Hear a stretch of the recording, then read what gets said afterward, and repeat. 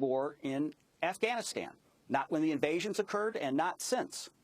They're highly unlikely to do so in the future. Both of those countries, Iraq and Afghanistan, have joined the Mine Ban Treaty. They have comprehensively banned the weapon.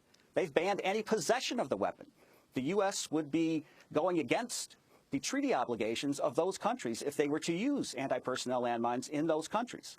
So again, there's sort of an Alice in Wonderland aspect to this, where there just is no viable reason to hold on to these weapons from a humanitarian or military point of view, and yet the political benefits and humanitarian benefits would be great. It should have been a no-brainer. They need to go back to the drawing board, Goose. Do a serious review. Stephen Goose, how are you at Human Rights Watch and other human rights groups around the world? Of course, when Princess Di was alive, this was her main issue, to ban landmines around the world. How are you going to be organizing now? I assume there is a real scramble going on since yesterday, since this just slipped out, this decision of the United States. Well, we've been doing just fine on this issue without the United States being on board, indeed without Russia or China being on board. We want all these countries to come aboard. But the fact is, this weapon has been stigmatized. It's been stigmatized throughout the world. That's why only one country still sort of dares to use it. They fear the international condemnation that would come if they were to use it. We still have a number of countries who are clinging to their arsenals of these outmoded weapons.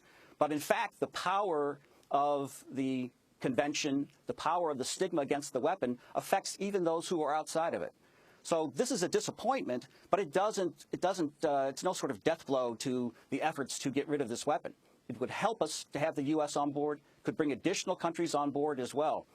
But it's mainly a disappointment from the domestic perspective, that the U.S. simply has no reason to stay away.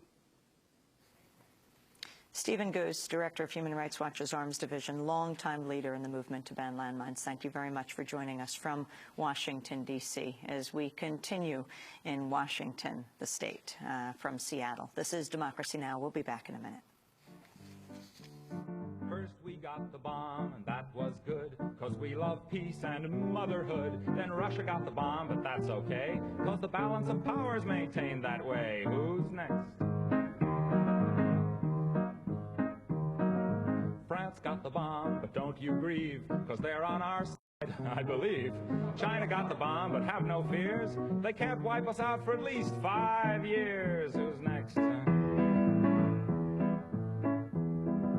Then Indonesia claimed that they were going to get one any day. South Africa wants two, that's right. One for the black and one for the white. Who's next?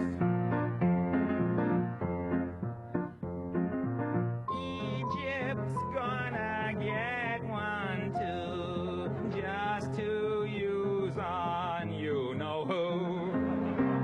So Israel's getting tense, wants one in self-defense. The Lord is our shepherd, says the psalm, but just in case, we better get a bomb. Who's next? That is Tom Lehrer singing Who's Next? This is Democracy Now!, democracynow.org, The War and Peace Report. We're broadcasting on over 800 stations. On Pacifica and NPR stations, low-power FM, college and community radio stations. We're broadcasting on public TV stations, PBS stations, public access TV stations, and both TV satellite networks, Dish Network, Channel 9415, Free Speech TV, 941, Link TV, and on Direct TV, Channel 375. And we're video and audio podcasting at democracynow.org. Our headlines available in Spanish for any radio station to take. Here in the Washington state